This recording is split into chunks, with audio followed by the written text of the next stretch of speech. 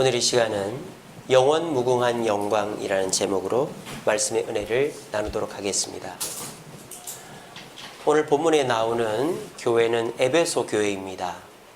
이 에베소 교회는 바울이 가장 많은 정성을 들인 교회입니다. 그래서 바울은 이 에베소 교회를 교회의 표본으로 삼으려 했습니다. 그리고 이 에베소 교회를 바울은 너무너무 사랑했습니다. 그래서 오늘 본문에 이런 말이 있죠. 바울이 기도를 하는데 무릎을 꿇고 기도한다라는 표현은 흔치 않습니다.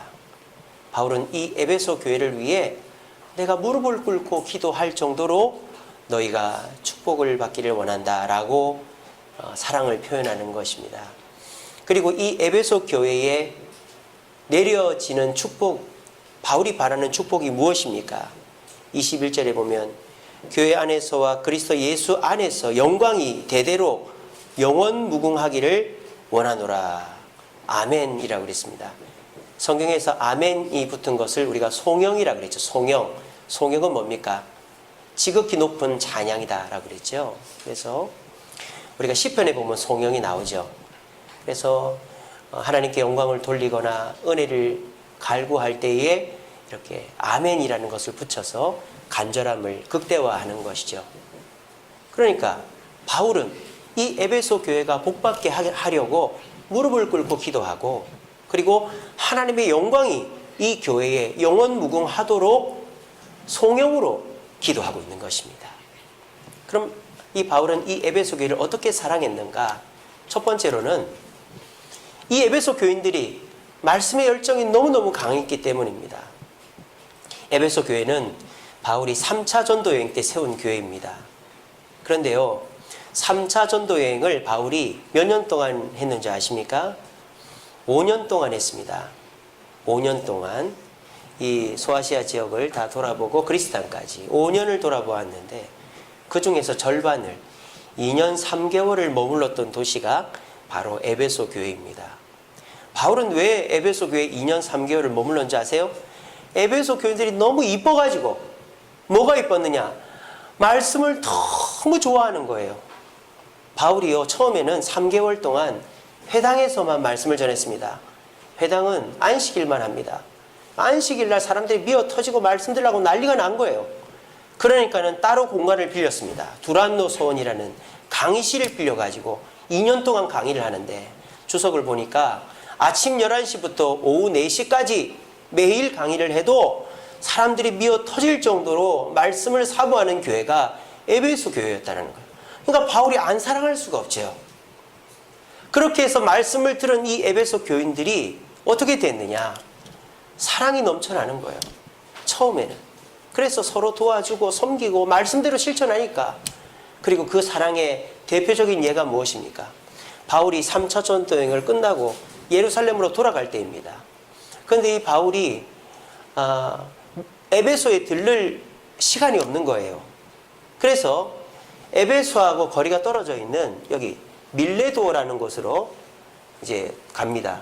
그래서 이 소아시아 지역에 제가 저번에 말씀드렸죠. 3대 항구 도시가 서머나, 에베소, 밀레도라 그랬죠. 밀레도도 큰 도시예요. 항구 도시예요. 그래서 바울이 이 밀레도에 들렀는데, 이 에베소에 있는 장로들이 이 밀레도까지 내려온 거예요. 여기 거리는 45km입니다. 45km.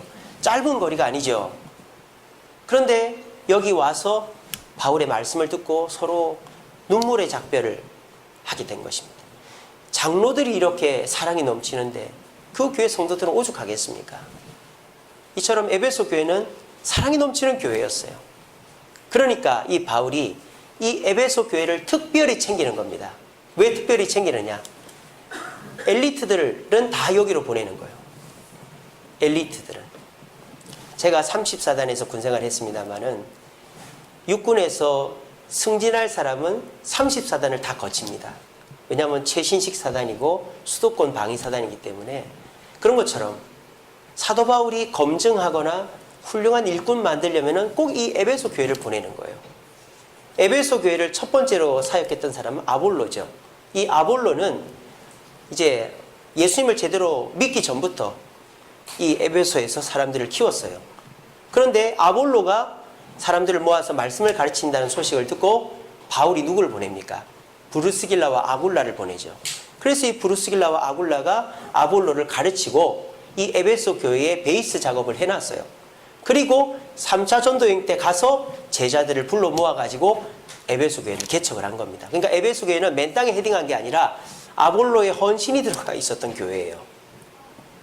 그리고 난 다음에 어떻게 됩니까? 누가 여기서 사역하죠? 바울의 영적인 아들인 디모데가 사역을 하는 거예요. 그리고 또 여기서 사역했던 사람 누굽니까? 예수님의 제자, 애제자, 사도 요한이 사역을 했어요. 초대교회에서 이름 날리는 사람, 바울, 아볼로, 브루스길라와 아굴라, 디모데, 그리고 사도 요한, 초대교회에서 유명한 사람이란 사람은 다 이 교회 출신일 정도로 유능한 일꾼이 많은 교회가 에베소 교회였습니다. 여러분 어떻습니까? 참 에베소 교회 좋은 교회죠. 너무너무 좋고 훌륭하고 이런 교회의 모습이 영원 무궁했으면 좋겠습니다. 근데 이 에베소 교회가 AD 60년에 개척이 됐거든요. 30년이 지난 AD 90년경에 어떤 책망을 듣느냐? 너희가 처음 사랑을 버렸다라는 책망을 듣습니다. 어디 나옵니까? 요한계시록에 나오죠. 요한계시록은 AD 90년에 썼습니다. 30년 후에 사도 바울은 AD 60년경에 죽었어요. 이미 죽었고 사도 요한이 여기를 담임하고 있을 때에 요한이 반모섬에서 하나님의 말씀을 받았는데 이토록 하나님의 축복을 받고 요한이 사랑해서 개척한 이 에베소 교회가 결국은 처음 사랑을 버린 교회로 책망을 듣고 있다라는 것입니다. 그렇다면은 바울이 이렇게 정성을 다한 에베소 교회가 왜 이런 책망을 듣게 됐을까요? 그 이유가 오늘 본문에 나온다는 거예요. 그 이유가 오늘 바울은 무릎을 꿇고 하나님의 영광이 이 에베소 교회와 성도들에게 영원 무궁하기를 송영으로 기도했습니다. 간절히 기도했습니다. 그런데 30년이 지난 에베소 교회는 처음 사랑을 버린 교회로 책망을 듣고 있다. 그 이유는 여기 나오는 이 바울의 기도를 에베소 교인들이 실천하지 않았기 때문입니다. 에베소서는 총 6장으로 되어 있는데 오늘 본문이 딱 중앙이죠. 그래서 1장부터 3장 앞까지는 교회란 어떤 것인가에 대해 설명해요. 교회는 뭐다? 그리스도의 몸이다. 교회를 몸으로 표현한 최초의 성경이 에베소서죠. 교회는 그리스도의 몸이다. 그리고 4절부터 6절까지는 그리스도의 몸인 교회가 어떻게 신앙생활을 해야 될 건가. 그래서 여러분들이 잘 아시는 거 있죠. 전신갑주를 입어라. 그게 6장에 나오지 않습니까? 이처럼 이 에베소서는 교회가 어떻게 하나님의 사명을 감당할 것인가에 대해 얘기하는데 그 중앙에 있는 것이 오늘 본문 3장 14절에서 21절 말씀입니다. 그러니까 교회가 교회 되려면 오늘 3장 14절에서 21절 말씀을 지켜야 그 교회는 바울이 기도한 대로 하나님의 영광이 떠나지 않는 교회가 된다는 것입니다. 오늘 우리 주세움교회 주일 예배에 모였습니다. 우리 주세움교회는 30년이 아니라 100년, 200년 주님 오실 때까지 주님의 영광만이 가득한 교회가 되기를 간절히 바랍니다. 아멘. 여러분 영광이 무엇입니까? 주님의 하나님의 영광, Glory of God, 하나님의 영광이 무엇입니까? 그것은 그 하나님 자체이십니다. 하나님은 어떤 분이십니까? 하나님은 주권자이십니다. 이 세상의 주인이십니다. 하나님은 영원 무궁하십니다. 처음과 끝이 없습니다. 하나님은 전지전능, 모든 것을 아시고 모든 것을 하실 수 있습니다. 하나님은 이러한 분입니다. 그런데 하나님은 우리도 하나님을 닮을 수 있는 성품을 주셨습니다. 하나님은 사랑이십니다. 우리도 사랑할 수 있죠. 하나님은 성실하신 분입니다. 약속을 지키십니다. 우리도 성실하죠. 하나님은 정의로운 분입니다. 우리도 정의롭죠. 하나님은 거룩한 분입니다. 우리도 거룩하려고 합니다. 이처럼 하나님은 하나님만이 가지신 독특한 성품, 능력이 있으신 분입니다. 그것이 하나님의 영광입니다. 자, 보세요. 하나님의 영광은 우리랑 상관이 없어요. 이 시간에 분명히 기억하십시오. 하나님의 영광은 우리 주려고 하는 게 아닙니다. 사람들은요, 너무너무 쉽게 생각해요. 하나님을 너무 쉽게 생각해요. 하나님 나에게 은혜를 주세요. 하나님 나에게 영광을 주시옵소서. 여러분, 하나님의 영광은 우리 주라고 있는 게 아니에요. 그건 하나님 자체이시고 하나님이시지 하나님의 영광을 우리한테 줄 이유가 하나도 없습니다. 아시겠습니까? 그런데 너무너무 감격스럽게도 너무너무 영광스럽게도 오늘 본문에서 그 하나님의 영광을 우리에게 내려주신다는 것입니다. 그럴 때 우리는 그 영광에 참여하게 되고 그 영광으로 말미암아 우리가 하나님께 또 영광을 올려드리는 축복을 누리게 되어지는 것입니다. 여러분, 이 시간에 한 가지 분명히 기억하셔야 될 것은 하나님의 영광은 우리 것이 아닙니다. 하나님 자체이시고 하나님의 것입니다. 그런데 하나님이 그것을 우리에게 주신다는 것은 엄청난 사건입니다. 그 영광을 우리가 조금이라도 누리게 하신다는 것, 하나님의 그 영광된 성품, 역사, 기적을 조금이라도 누리게 한다는 것은 있을 수 없는 일인데 하나님 그거를 우리에게 허락하신다는 거예요. 그렇다면 도대체 그 하나님의 영광을 누린다는 것이 얼마나 대단하길래 목사님이 저렇게나 핏대를 세워가면서 얘기하시나, 복잡하게 얘기할 것 없이 한 사건을 얘기해드리면 이렇습니다. 이것이 무엇입니까? 성막이죠. 출애굽기는 뭐로 끝납니까? 성막이 지어진 것으로 끝납니다. 출애굽기 제일 끝에 보면 성막이 완성이 되었는데 그 성막 위에 뭐가 임했다? 하나님의 구름이 영광 가운데 임했다라고 되어 있습니다. 그러니까 이 구름은 뭘 뜻합니까? 하나님의 영광이 저 교회에 성막이 임했다라는 뜻입니다. 그래서 이스라엘 백성들은 시내산 밑에서 성막을 짓고 이 성막과 함께 움직입니다. 하나님의 구름이 붕 떠서 가면 성막을 다 정리해서 갑니다. 하나님의 구름이 내려앉으면 거기다가 성막을 만들고 그 성막 주변에다가 12지파가 텐트를 칩니다. 어제 쳤는데 구름이 오를 뜨면 가야 됩니다. 구름이 내린 지 1년, 2년, 3년이 지나도 구름이 있으면 있는 겁니다. 왜? 이 구름은 하나님의 영광을 상징하니까. 하나님의 영광이 있는 곳에 우리의 삶의 기쁨이 있고 만족이 있고 어떤 어려움도 이길 수 있으니까. 이스라엘 민족에게 있어서 최고의 가치 있는 것은 뭐다? 하나님의 영광의 그늘 밑에 거하는 것이다라는 겁니다. 왜? 그 영광은 우리가 맛볼 수도 없고 가질 수도 없고 우리에게 아무 상관이 없는 거지만 하나님께 순종하여 성막을 하나님의 그 처소를 지어드리니까 하나님이 손수 이 성막에 내려오셔서 거해 주시니까 그것에 이스라엘 민족은 감격하여서 구름이 움직이면 가고 구름이 서면 서고 1년이 됐던 2년이 됐던 하나님의 구름 성막과 영광과 함께 움직였다는 겁니다. 그랬더니 이스라엘에게 어떤 은혜가 임합니까? 하나님의 은혜가 임합니다. 어떤 은혜? 기도하면 응답받는 은혜가 임합니다. 모세가 하나님 앞에 기도만 하면 하나님이 미루는 법이 없어요. 하나님이 애매하게 말하는 법이 없어요. 무조건 1+1은 2다. 무조건 정답을 얘기해 주시는 거예요. 하나님의 영광이 임했기 때문입니다. 또 하나님의 사죄의 축복이 임합니다. 사람이 죄를 어떻게 속죄받을 수 있죠? 지금이야 회개 기도라는 아주 간편한 방법을 예수님이 주셨지만 이 당시에는 아무 때서나 용서받을 수 없어요. 저 멀리 서는 사람도 자기가 손수 준비한 재물을 끌고 와서 자기 손으로 잡아가지고 하나님께 태워드려야 용서가 되는 거예요. 그럼에도 불구하고 이곳이 중요한 이유는 하나님의 용서가 있는 곳이기 때문입니다. 바로 하나님의 영광이 임한 곳에 하나님의 응답이 있고 하나님의 속죄의 은혜가 있는 것이죠. 그것만 있습니까? 하나님의 영광이 임하는 곳에는 축복이 임합니다. 왕이 가면 먹을 것을 나눠주고 돈을 나눠주듯이 하나님의 영광이 임하는 곳에는 자연스럽게 축복이 임합니다. 만나가 내립니다. 잘 날아가던 새들이 갑자기 이스라엘 진에 깔리더니 날아가지는 않습니다. 잡아서 구워 먹습니다. 메추라기가 임합니다. 그들이 입은 옷이 닳아 없어지지 않습니다. 신발이 닳지 않습니다. 물이 터집니다. 하나님의 영광이 임하면 내 삶에 축복이 임하는 것입니다. 또 하나님의 영광이 임하면 승리하게 되어지는 것입니다. 하나님의 영광을 쫓아서 나아가면 그 누구도 우리를 이길 수가 없는 것입니다. 제가 이 얘기하는 것에 초점을 잘 맞추시기 바랍니다.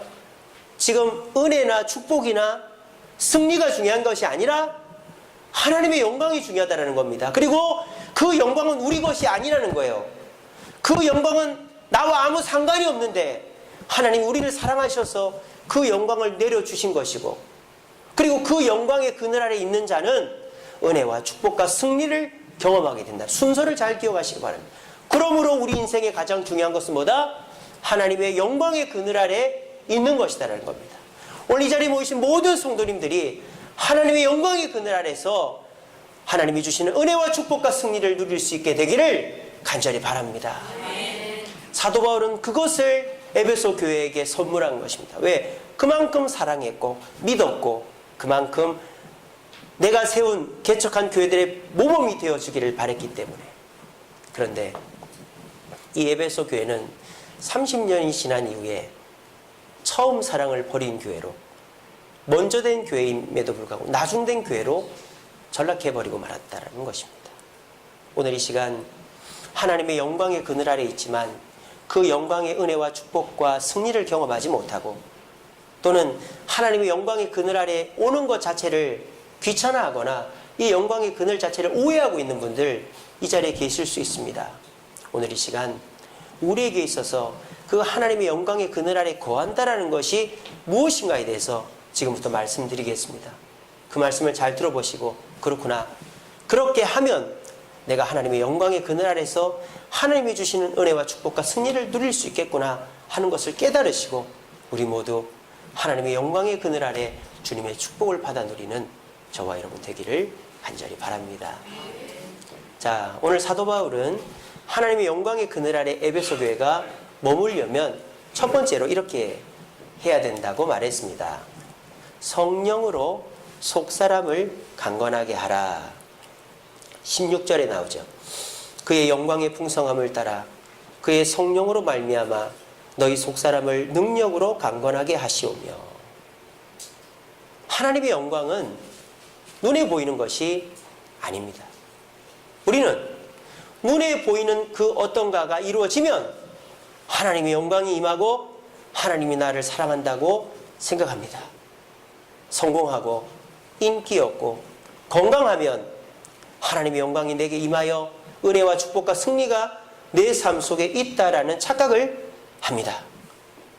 그렇지 않습니다. 여러분들은 성령을 왜 의지하십니까? 우리는 기도합니다. 성령님 나를 도와달라고. 근데 성령님께 성공하게 해달라, 인기 얻게 해달라, 출세하게 해달라, 건강하게 해달라고 기도하십니까? 물론 성령은 저와 여러분들을 성공하게 하시고 인기 얻게 하시고 건강하게 해주시는 분입니다. 하지만 순서가 틀린 것이죠. 성령이 첫 번째로 하는 일은 우리의 성공과 건강과 인기가 아니라 우리의 속사람을 강건하게 하는 일이다라는 것입니다. 그러면 여기서 말하는 우리의 속사람이라는 것은 구체적으로 뭘까요? 빌립보서 4장 4절부터 7절 말씀입니다. 이렇게 되어 있죠. 7절에 보면 모든 지각에 뛰어난 하나님의 평강이 그리스도 예수 안에서 너희의 마음과 생각을 지키시리라. 우리 속사람은 우리의 마음과 생각을 말합니다. 우리의 마음과 생각, 그것이 지켜질 때 우리에게 나타나는 현상들이 4절부터 6절에 나옵니다. 첫째로 4절에 우리의 마음과 생각이 지켜지면 어떤 일이 일어나느냐? 항상 기뻐하게 된다라고 되어 있습니다. 5절에 우리의 마음과 생각이 지켜지면 뭐라고 되어 있느냐? 다른 사람들이 우리를 인정하게 된다. 관용을 알게 된다. 그것은 다른 사람들이 인정을 받는다는 뜻이에요. 6절에 보면 우리의 속사람이 강건해지면 어떻게 된다? 염려가 없어진대요. 염려가 없어진다. 자, 보세요. 여러분들이 왜 성공하려고 합니까? 왜 건강하려고 합니까? 왜 인기를 얻으려고 합니까? 결국은 기뻐하고 사람의 인정을 받고 그리고 염려가 없으려고 하는 거 아니에요? 그런데 내가 돈이 많지 않아도 사회적으로 인정받지 않아도 권력이 없어도 우리는 평안하고 인정받고 또 근심이 없는, 염려가 없는 삶을 살 수 있습니다. 어떻게 하면? 내 마음과 생각을 지키면. 그 마음과 생각은 누가 지켜주신다? 성령께서 지켜주신다라는 것입니다. 그러므로 저와 여러분들이 기도할 때에 성령님 이 문제 해결해 주세요, 나 이렇게 되게 해주세요 라고 기도도 해야 되겠지만, 제일 먼저 중요한 것이 뭐다? 주님, 내 마음과 생각을 지켜달라고 기도해야 되는 것입니다. 제가 한 몇 주 전에 마음 지키기라는 설교를 했었습니다. 그때 사도 바울과 실라가 빌립보 감옥에 갇혔던 이야기를 해드린 적이 있는데요. 사도 바울과 실라는 귀신 들린 여종을 고쳐주었는데 억울하게도 감옥에 들어가서 매질을 당한 겁니다. 그런데 사도 바울과 실라가 어떻게 했습니까? 마음과 생각을 지켰더니 빌립보의 최고의 일꾼 가정, 빌립보 교회의 개척 멤버를 얻은 것입니다. 간수의 집안을 얻은 것이죠. 그리고 우리에게 희망의 메시지를 줍니다. 내가 믿으면 내 집안도 믿게 된다라는 말씀이 거기 나오는 거예요.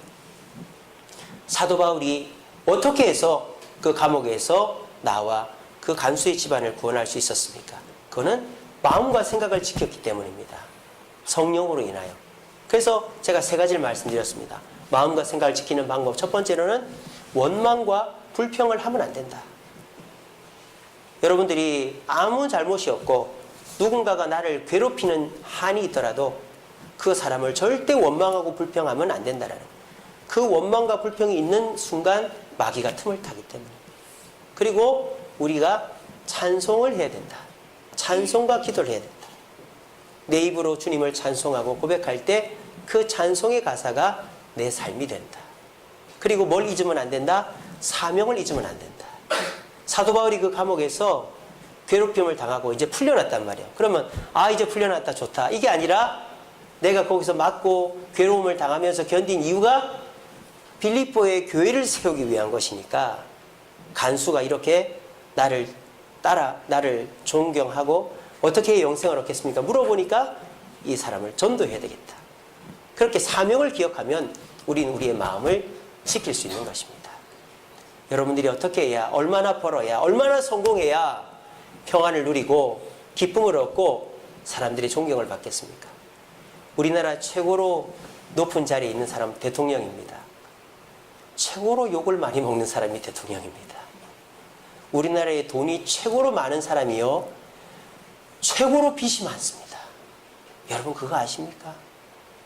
우리나라에 인기 있는 사람들이 자살을 합니다. 여러분 그것은 절대 우리에게 평안을 주지 않습니다. 기쁨을 주지 않습니다. 여러분들이 진짜 기뻐하고 평안하고 염려가 없으려면 마음과 생각을 지켜 속사람을 강건하게 해야 됩니다. 그리고 여기서 강건하다라는 말의 의미를 제대로 알아야 됩니다. 헬라어로 강건하다는 크라타이오라는 단어입니다. 크라타이오. 여러분 강건이라는 말의 뜻이 뭘까요? 강하다, 세다, 뭐 이런 뜻일까요? 그래서 뭐 다 이기고 막 틈도 없고 막 그런 열정적인 사람을 강건하다고 할까요? 근데 이 강건이라는 뜻과 반대되는 헬라어를 보면 이 뜻을 알 수 있어요. 크라타이오에 반대되는 단어는 에카케오라는 단어. 에카케오. 이 에카케오라는 단어의 뜻은 낙심하다는 뜻이에요. 낙심. 그러니까 에카케오가 낙심이니까 크라타이오는 뭐예요? 낙심하지 않는 것이죠. 그러니까 여기서 강건하다는 뜻은 뭐예요? 낙심하지 않게 된다는 거예요. 우리는 착각할 때가 있습니다. 내가 목사니까, 장로니까, 권사니까 남들 앞에서 절대 우울해하면 안 되고, 절대 힘 빠지면 안 되고, 절대 뭐 힘들다 어렵다 얘기하면 안 된다라고 말합니다. 여러분 그렇지 않아요. 강건함이라는 그런 의미가 아니에요. 강건함이라는 건 오히려 나의 연약함을 인정하는 것입니다. 단 낙심하지 않는 것이죠. 나 힘들다 어렵다 부족하다 하지만 주님 안에서 나는 승리할 수 있다 라고 고백하는 자가 강건한 자, 크라타이오의 성도라는 것입니다. 오늘 이 시간 나오신 저와 여러분들은 하나님의 그 영화로운 영광이 우리의 삶을 이끌게 할 수 있습니다. 근데 그 영광은 우리에게 돈을 벌어다 주고 우리에게 성공을 주고 건강을 주는 게 1차적인 목표가 아닙니다. 하나님의 영광의 1차적인 목표는 내 속사람이 낙심하지 않게 하는 것입니다. 그러할 때 우리는 그 영광으로 말미암아 우리의 외부적인 은혜와 축복과 승리도 이루어지게 되는 것입니다. 이솝이라는 사람이 쓴 이야기 중에서 요술쟁이와 생쥐라는 이야기가 있습니다. 요술쟁이 집에 생쥐가 한 마리 살았습니다. 근데 이 생쥐가 맨날 고양이한테 쫓기는 거예요. 그러니까 이 요술쟁이가 그 생쥐가 불쌍해가지고 그 생쥐를 뭐로 만들어줬을까요? 고양이로 만들어준 거예요. 그러니까 이제 고양이한테 쫓길 일이 없잖아요. 근데 그 생쥐가, 고양이로 된 생쥐가 또 어떻게 됐을까요? 개한테 쫓기는 거예요, 개한테. 또 요술쟁이가 가만히 보니까는 불쌍한 거죠. 그래서 그 생쥐를, 고양이가 된 생쥐를 뭐로 만들어줬을까요? 뭐로 만들어줬을까요? 개로 만들어준 거예요. 그러니까 개가 된 생쥐는 또 다른 거한테 또 쫓기는 거예요. 이게 뭡니까? 내 외형적인 것이 아무리 성장을 해도 내 속사람이 약해 있으면은 아무 소용이 없다 이 말이에요. 여러분들에게 열정이 있고 용기가 있고 주님을 의지하는 마음이 있으면 어떤 열악한 환경에도 주눅들지 않는 거예요. 하지만 내가 막 지쳐있고 쓰러져 있고 낙심해 있고 모든 것에 자신감이 없는데 뭐 돈이 있고 권력이 있고 있어봐야 무슨 소용이 있겠습니까? 우리 주님은 주님의 그 영광으로 여러분들의 속사람을 강건하게 해주시기를 원하십니다. 여러분은 주님께 무엇을 바라십니까? 돈을 바라십니까? 성공을 바라십니까? 물론 우리 주님 그런 거 주십니다. 근데 먼저 저와 여러분들이 주님의 영광의 그늘 아래서 성령을 통하여 내 속사람이 강건해지기를 원하십니다. 여러분들의 마음은 안녕하십니까? 여러분들의 마음은 환경의 지배를 받고 있지는 않습니까? 우리 모두 하나님의 영광을 통하여 속사람을 강건케 함으로 30년이 지나도 100년이 지나도 흔들림 없는 내 신앙, 내 가문을 이어갈 수 있는 저와 여러분 되기를 간절히 바랍니다. 두 번째로 이 에베소 교회가 하나님의 영광의 그늘 아래서 그것을 누릴 수 있었던, 누리려면 해야 됐던 방법이 무엇이냐면 이것입니다. 그리스도께서 마음에 계시게 하라입니다. 자, 이것도 참 재밌습니다. 자, 보시면은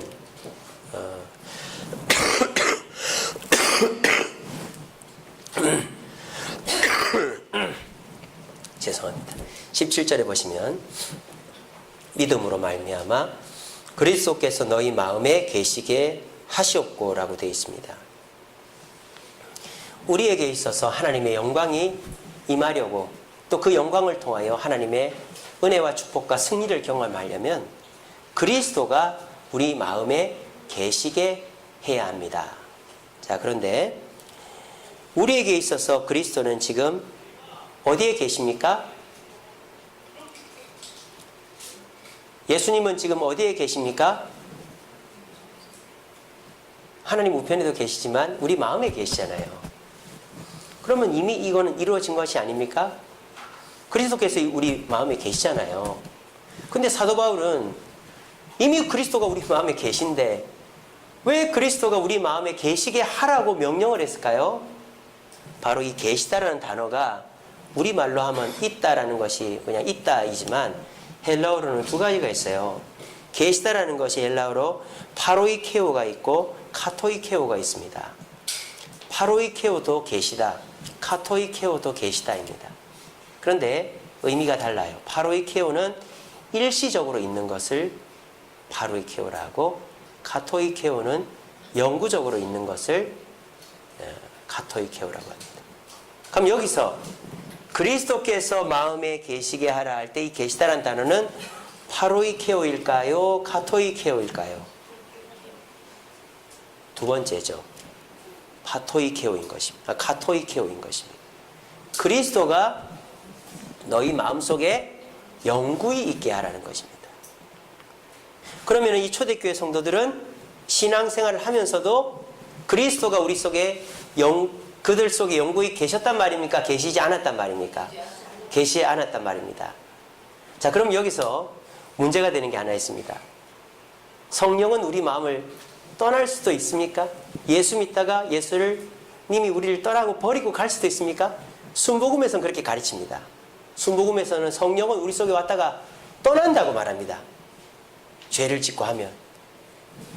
어떤 교파에서는 구원받은 자가 탈락되기도 한다고 합니다. 근데 우리 장로교에서는 그렇게 안 가르치죠? 우리 속에 들어오신 예수 그리스도는 영구히 우리 가운데 계십니다. 로마서 말씀에 그랬지 않습니까? 하나님의 영이 없이는 하나님의 자녀가 아니라고 그랬어요. 그러니까 우리가 예수 믿을 때부터 우리 마음에는 이미 하나님이 예수 그리스도가 거하시는 거예요. 자, 그러면은 하나님이 우리 가운데 영구히 거하신다는 말이 도대체 무슨 말이냐? 에베소 교인들은 하나님이 영구히 거하시는에도 불구하고 왜 바울은 너희들은 하나님이 영구히 거하시지 않게 하고 있다라고 말하고 있을까요? 그것은 하나님은 영구히 우리 안에 거하시지만 우리가 그 하나님을 영구히 찾고 있지를 않고 있기 때문입니다. 그 하나님을 인식하고 인정하고 따라가지 않고 있기 때문입니다. 저와 여러분들이 모든 문제와 어려움이 있을 때마다 주님께 묻고 주님의 뜻을 쫓아 살면 우리는 그리스도가 우리의 마음에 영구히 계신 삶을 사는 것입니다. 그러면 우리 삶에는 하나님의 영광이 임하고 그 영광을 통하여 저와 여러분들은 은혜와 축복과 승리를 경험하게 되는 것입니다. 거꾸로 얘기해서 왜 여러분들에게 은혜가 없을까요? 왜 여러분들의 문제가 해결되지 않을까요? 왜 내가 맨날 질까요? 그것은 내 속에 계신 그리스도의 힘이 약한 것이 아니라 나와 그리스도의 관계의 끈이 끊어져 있고 약해져 있기 때문이다 라는 것입니다. 우리에게 있어서의 삶의 축복과 은혜는 다른 것으로 찾는 것이 아니라 내 속에 계신 그리스도를 내가 얼마나 의지하고 바라보고 있는가로 확인할 수 있는 것입니다. 바로미터라는 것이 있습니다. 바로미터. 영어로 바로미터인데 우리말로 하면 기압계예요. 기압계. 그래서 우리가 바로미터라는 단어가 기압계라는 거를 잘 몰라요, 사람들이. 왜냐하면 뉴스에나 뭐 이런 책에나 보면 사람들이 뭐 무엇을 바로미터로 삼는다 이렇게 말이 나오니까 바로미터의 뜻을 기준으로 아는 분들이 계세요. 기준. 그거는 이제 해석된 뜻이고 이 바로미터의 원래 뜻은 기압계라는 뜻입니다. 여러분, 날씨가 좋을지 안 좋을지를 우리가 어떻게 알 수 있을까요? 뉴스 보고 알죠. 기상 뉴스 보고 합니다. 그러면 그 기상 뉴스를 하는 사람들은 날씨가 좋고 나쁜 걸 어떻게 알 수 있을까요? 기압계를 보고 합니다. 옛날에 무슨 그 MBC인가요? 그 남자 캐스터가 오래 했잖아요. 뭐 오늘은 고기압의 영향으로 뭐 날씨가 어떨 것이고 오늘은 저기압의 영향으로 뭐 이러잖아요. 다들 보면은 근거로 드는 것이 기압계, 기압이에요. 여러분, 저기압이라는 게 뭐죠? 저기압, 공기의 압력이 낮다라는 거잖아요. 그러니까 하늘에서 내려오는 공기의 압력이 낮으니까 어떻게 되겠어요? 땅의 압력이 높아지겠죠. 그러면 땅에 있는 게 하늘로 올라가겠죠. 땅에는 뭐가 있어요? 물이 있어요. 그러면 수분이 하늘로 올라가는 거예요. 그러면 어떻게 되겠어요? 구름이 생겨요. 비가 와요. 날씨가 흐려지는 거예요. 수분이 많으면 사람 피곤하고 지치잖아요. 그래서 저기압, 하늘의 기압이 낮으면 날씨가 흐립니다. 그거를 누가 가르쳐준다? 기압계가 가르쳐준다고요. 바로미터가 가르쳐준다고요. 또 고기압은 뭡니까? 하늘의 기압이 높은 거예요. 그래서 하늘의 기압이 사람을 누르는 거예요. 그러면 어떻게 될까요? 밑에 있는 수분이 올라갈 수 있어요, 없어요? 못 올라가요. 하늘 누르니까. 그러니까 하늘이 맑고 기온이 화창하고 그리고 비나 눈이나 이런 게 오지 않는 거예요. 기상캐스터들도 기압계, 바로미터를 보고 날씨를 예보하고 우리는 그 말을 듣고 옷도 바꿔 입기도 하고 준비를 합니다. 우리는 그렇게 얘기합니다. 하나님이 나를 사랑하지 않는가 봐. 하나님의 은혜가 나한테 이제 없는가 봐. 교회를 다녀도 아무 재미가 없어. 하나님 없는 거 아니야? 뭐 그런 얘기들 합니다. 그런데요, 내 삶에 일어나는 현상을 가지고 하나님을 평가하는 것은 얼마나 어리석은 짓입니까? 내가 먹어보지 않았다고 그 음식이 없는 거 아니잖아요. 내가 모른다고 없는 게 아니잖아요. 근데 사람들은 내가 느끼는 대로 하나님을 판단하려고 합니다. 그렇게 할 때 우리는 잘못된 신앙의 길을 가는 거예요. 마귀가 역사하는 것이죠. 마귀가 어떠한 체험이나 경험을 주고 그게 하나님이다 이러는 거예요. 그러면 그런 하나님을 믿으려고 하는 것입니다. 우리의 바로미터는 뭘까요? 우리의 바로미터는 내가 예수님과 얼마나 관계를 맺고 있는가 하는 것입니다. 여러분들이 약속 장소에 늦지 않으려면 어떻게 하죠? 자꾸 뭘 봅니까? 시계를 보죠. 시계를 보면 늦지 않아요. 내가 그리스도의 영광의 그늘 아래 있으려면 내 마음속에 계신 예수 그리스도를 자꾸 봐야 돼요. 주님, 이 일은 어떻게 할까요? 주님, 이건 어떻죠? 주님, 이거 참 복잡하네요. 내 속에 계신 예수 그리스도를 자꾸 떠올리다 보면 내가 주님을 보게 되는 거예요. 그러면 그 주님을 봄으로 내 삶 속에 그리스도의 영광이 임하고 그것을 통하여 우리는 평안과 기쁨과 만족을 누리게 되는 것입니다. 그러니까 다른 거 따지지 마세요. 왜 내 삶에 은혜가 없냐, 축복이 없냐, 만족이 없냐, 교회가 재미가 없다, 이런 거 생각하지 마시고 딱 하나만 보세요. 내가 얼마나 내 속에 계신 그리스도와 관계를 맺고 있는가, 그분을 얼마나 찾고 보고 있는가, 그것이 바로미터입니다. 그것을 안 하고 있으면 우리의 삶은 하나님의 영광이 없고 우리의 삶은 고난과 핍박이 끊이지 않는 것입니다. 우리 주님은 우리 안에 계십니다. 이것도 너무너무 대단한 일이죠. 이 세상을 창조하신 분이 우리가 뭐라고 우리 안에 임재해 계신단 말입니까? 근데 그 주님이 우리 안에 임재해 계신 이유는 그냥 터잡고 가만히 있으려는 것이 아닙니다. 우리에게 하나님의 영광을 체험하고 주님의 축복을 경험하게 하려고 하는 것입니다. 근데 오늘날 많은 그리스도인들은 예수 그리스도를 가슴에 모셔놓고 그분을 찾지 않으니까 그분의 영광과 축복과 은혜를 누리지 못하고 있는 것입니다. 오늘 이 자리에 계신 저와 여러분들은 어떠합니까? 일주일 동안 예수님을 몇 번이나 불러보셨습니까? 예수님을 몇 번이나 생각해 보셨습니까? 그 예수님께 내 삶을 몇 번이나 의탁해 보셨습니까? 그것이 바로미터입니다. 그것이 내 은혜의 축복의 승리의 바로미터입니다. 내 삶 속에 주님의 영광이 함께하기 위해서 그리스도를 부르고 찾고 묵상함으로 주님의 은혜와 축복과 승리를 경험하는 저와 여러분 되기를 간절히 바랍니다. 말씀을 맺겠습니다. 오늘 이 에베소 교회가 하나님의 영광을 영원무궁 누릴 수 있었지만 30년 만에 그 영광을 잃어버린 안타까운 이야기를 살펴보았습니다. 이 에베소 교회가 하나님의 영광을 놓치게 된 것은 누구의 탓일까요? 에베소 교회를 섬긴 목사들의 탓일까요? 에베소 교회가 뭐 건물이 없고 재정이 부족해서 그럴까요? 하나님의 역사가 없어서 그럴까요? 그렇지 않습니다. 에베소 성도들 때문입니다. 에베소 성도 한 사람 한 사람이 하나님의 영광의 그늘을 떠나버렸기 때문입니다. 하나님의 영광의 그늘을 떠나버린 사람의 대표적인 예가 이 사람이죠. 사울 왕입니다. 사무엘에게 책망을 듣고 있습니다. 왜? 하나님의 뜻과 반대하는 행동을 2번이나 했기 때문에. 그래서 사울은 어떻게 됩니까? 마귀에게 집중적으로 공격받습니다. 그래서 어떻게 됩니까? 미친 사람이 돼요. 옷을 홀딱 벗고 막 미친 사람. 그리고 이 사람은 관계가 다 끊어집니다. 관계가. 하나님의 영광의 그늘을 떠난 자, 관계가 끊어져요. 나하고 그렇게 잘 지내던 사람 관계가 끊어져요. 그래서 심지어는 자기 사위도 죽이려고 하잖아요. 그것도 도망친 걸 갖다가 15년 동안이나 쫓아다니면서 죽이려고 그랬잖아요. 그리고 하나님의 영광의 그늘을 떠난 자 결국은 최후를 안 좋게 맞는 것입니다. 저와 여러분들은 어쩔 수가 없어요. 저와 여러분들은 어쩔 수가 없어요. 우리는 그리스도인입니다. 이제 뭐 아니면 돕니다. 하나님의 영광의 그늘 아래 있든지 아니면 하나님의 영광의 그늘 아래 떠나든지 둘 중에 하나예요. 근데 우리가 하나님의 영광의 그늘을 떠나는 그 순간 이 사울처럼 되는 거예요. 오늘날 이런 성도들이 얼마나 많아요. 배나 지옥 자식 만드는 목사들, 배나 지옥 자식 만드는 장로, 권사, 집사들이 얼마나 많은지 몰라요. 왜? 하나님의 영광의 그늘을 떠났으니까 사울처럼 마귀의 시달림을 당하고 마귀가 시키는 대로 하다 보니까 배나 지옥 자식을 만들어내는 것입니다.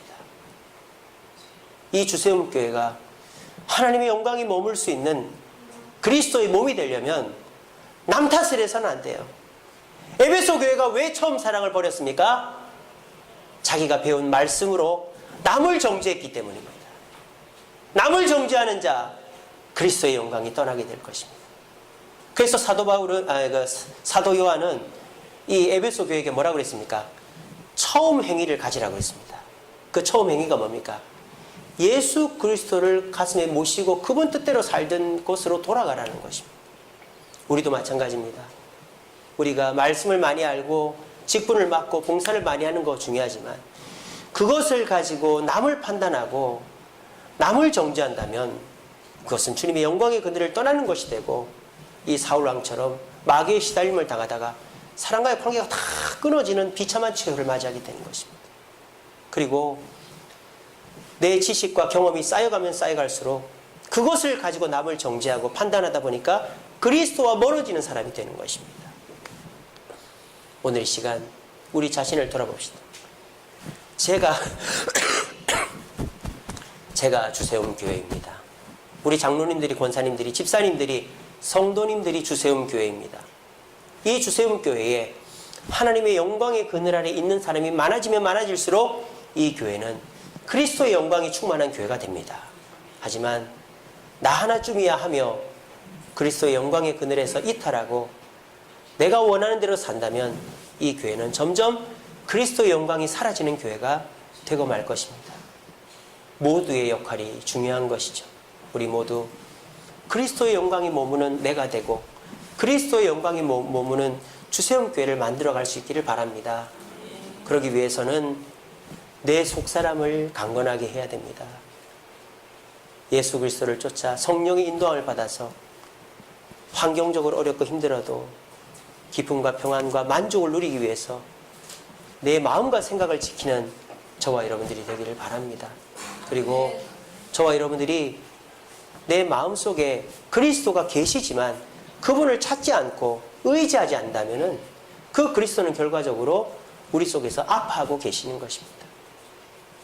내 삶이 은혜와 축복에 있다는 것은 내가 그리스도를 일주일 하루에 몇 번이나 부르고 몇 번이나 찾는가에 달려있다는 걸 기억하시고 우리 모두 내 안에 계신 그리스도를 묵상하고 찾고 의지함으로 하나님의 영광의 그늘 아래 머물러 주님의 축복과 은혜와 승리를 경험하고 그것이 이 주세움교회 가득해서 이 주세움교회가 이 대한민국에서 건물은 없고 재정은 부족하고 환경은 열악해도 주님의 영광으로는 뒤처지지 않는 교회를 만들어가는 저와 여러분 되기를 간절히 바랍니다. 기도하겠습니다. 사랑해 주님 감사합니다. 오늘도 귀한 말씀 주시니 감사합니다.